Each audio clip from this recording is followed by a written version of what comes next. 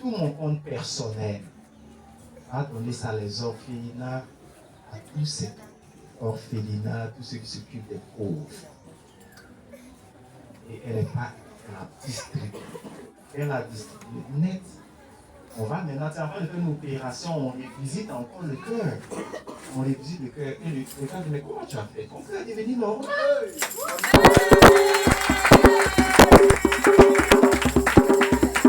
il prêche encore jusqu'aujourd'hui. Il prêche encore jusqu'au... C'est pas.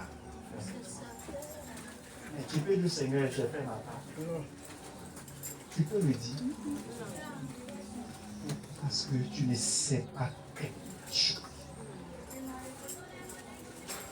La plus grande bénédiction générationnelle ou dans la vie de quelqu'un, ça c'est un secret que je peux vous donner. J'ai toujours donné ça à l'église. C'est ceux qui contribuent à bâtir l'église. Qui c'est? Et je vous explique pourquoi. C'est pourquoi dans les pays, ceux qui sont, il y a les Ghanéens et les anglophones, les Togolais. Quand vous voyez un peu dans ces pays comme un peu anglophones, ils connaissent l'importance de s'aimer. Même au Ghana, tout près ici. Je vais vous faire un exemple très simple. Médiane a construit la patente, n'est-ce pas? Il a donné son argent, il a fait tout ça. Et il a payé une chaise. Et il a dit,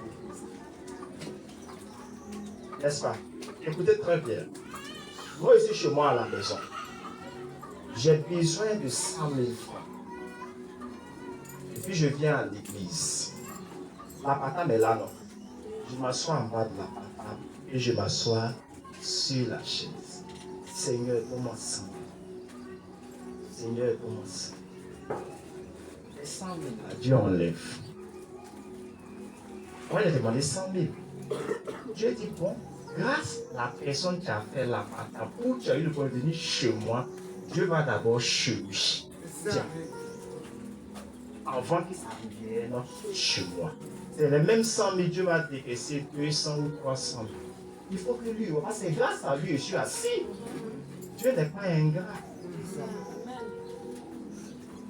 Il n'est pas ingrat. C'est comme le cas des États-Unis. Les églises ont construit en Afrique, là, c'est ça qui est. Parce que toi, quand tu t'assois, tu dis, Seigneur, la paix en Côte d'Ivoire, la paix en Côte d'Ivoire. Dieu se souvient de celui qui a fait l'engagement, qui t'a permis de t'asseoir. Il envoie aussi la paix chez lui aussi. Regardez, je vais vous donner un exemple. La Bible dit que la paix d'Israël dépend de votre paix. Bon. Prenez cet exemple. Donc, quand tu pries pour Israël, tu as la paix. Attends, vous ne comprenez pas quelque chose là. Comprends ce mystère qui est dit là. Il dit tu pries pour lui, toi tu as la paix. Amen. Donc, pour dire qu'avant que ça descende chez lui, là, ça passe d'abord. Amen. Mais combien de chrétiens le savent? Alors les anglophones le savent. Mais nous aujourd'hui, on doit contribuer pour l'œuvre de Dieu. C'est pas ça? On se retire. Et qu'on veut que Dieu nous... Même quand tu es dans le vaudou, quand la manifestation du vaudou, chacun donne sa contribution pour qu'on organise la fête. Et on te dit que les dieux vont te... Ils disent quoi? Les dieux vont te... Mais eux, le roi est... Le Dieu des dieux. Qui te... Alors, quand je deviens chrétien, je ne m'appartiens plus. Mon tout appartient à qui? Même mes acquis. Amen. Je vais vous conter l'histoire d'un homme. Un homme avait construit sa maison. Duplex. Et un jour, Jésus est venu chez lui. Et il a donné une chambre à Jésus en haut. Les duplex là. Chambre à Jésus. Jésus est dans sa chambre. Chaque jour, à minuit, Satan vient le frapper. Ça ne vous étonne pas? Est-ce que ça vous étonne pas? Il a construit une maison. Il a donné une maison à Jésus en haut. Chaque jour, à minuit, Satan vient frapper le monsieur. Est-ce que vous comprenez ce que je dis? Chaque jour, à minuit, Satan vient taper à la porte. Or, quand le monsieur ouvre la porte, ça frappe. Chaque jour à minuit. Mais Jésus était là-bas. Mais Jésus est dans sa... Mais Jésus est dans la maison. Mais posez pourquoi chaque jour à minuit, Satan vient le frapper. Malgré que Jésus... Le monsieur s'est assis un jour d'arrêt. Est-ce que je n'ai pas fait une erreur? Et il a appelé Jésus au salon. Il dit, Jésus, à partir d'aujourd'hui, toute la maison c'est pour toi. Amen. Minuit est arrivé. Satan est venu sonner encore, comme d'habitude, à la porte. Eh bien, Jésus est descendu. Quand Satan dit, eh bien, pardon. Amen.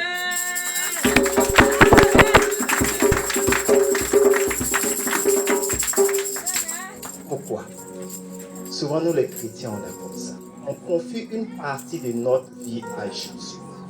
Et à d'autres, on ne confie pas à Jésus. Et Satan de l'autre, ici, là où on n'a pas confié à Jésus. Il passe toujours par là où tu n'as pas confié pour t'avoir. Amen. Souvent, nous confions notre vie à Jésus. On ne confie jamais notre poche à Jésus. Amen. Souvent, on confie notre vie à Jésus. On ne confie jamais nos affaires à Jésus.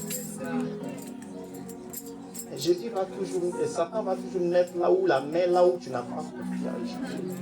Et quand le monsieur a su, il dit toute la maison appartient à Jésus.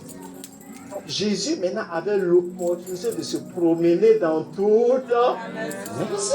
Amen. Donc, si quelqu'un sonne à la porte, il peut ouvrir. Amen. Mais s'il était dans sa chambre, il reste que dans sa Ciao. Souvent, nous confions le compartiment de notre vie à Jésus. Et certains compartiments, nous-mêmes, on veut la contrôler. Et là, maintenant, on dit de sortir les fatigues. Est-ce que tu as tout confié à Jésus? Amen. Est-ce que tu as tout confié à Jésus? Amen. Si tu as tout confié à Jésus, le sorcier ne peut pas te fatiguer. Pourquoi? Parce que tu es en Christ. Et Christ est en Dieu. En Dieu, hein?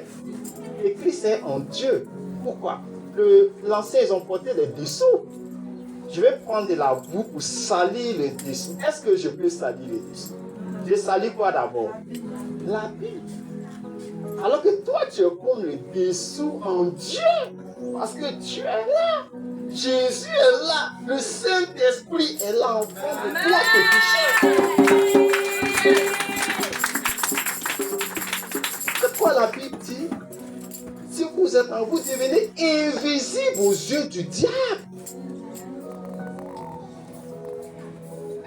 Tu n'as pas confié tout à Christ. Satan va passer, tu as confié une partie, et que tu n'as pas confié ta poche. Satan passe par la poche pour t'attraper. C'est pourquoi l'apôtre Paul dit que faites entendre pour ne pas qu'une pointe attrape votre vie. Et tu veux que tes affaires prospèrent, pendant que tu n'as pas confié tes affaires à Dieu. Quand tu gagnes, ça c'est pour mes affaires. Dieu n'a rien à voir dedans. Mais ma santé, Dieu, il faut t'occuper. Tu seras toujours en bonne santé. Mais tes affaires auront toujours des pètes. Parce que Dieu ne contrôle pas là-bas. Tu auras toujours la paume percée.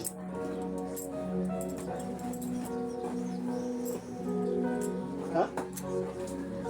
Oui, tu as ça. Amen. Amen.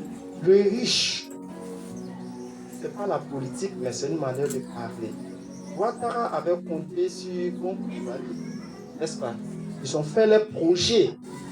Mais la mort est... Alléluia.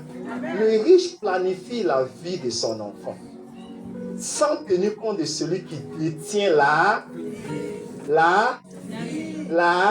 vie. Amen. Alléluia. Le pauvre confie la vie de son enfant à Dieu sans avoir de quoi planifier. Au finish, l'enfant du pauvre devient président, l'enfant du riche meurt prématuré. Amen. Pourquoi est-ce comme ça? Pourquoi est-ce comme ça? Donc le plus important, c'est que je confie ma génération, ma vie, ma descendance à Dieu, que je sème pour eux parce que Dieu seul détient la vie. Il sait que s'il leur donne la vie, il va leur donner ce qu'il veut accomplir. Amen.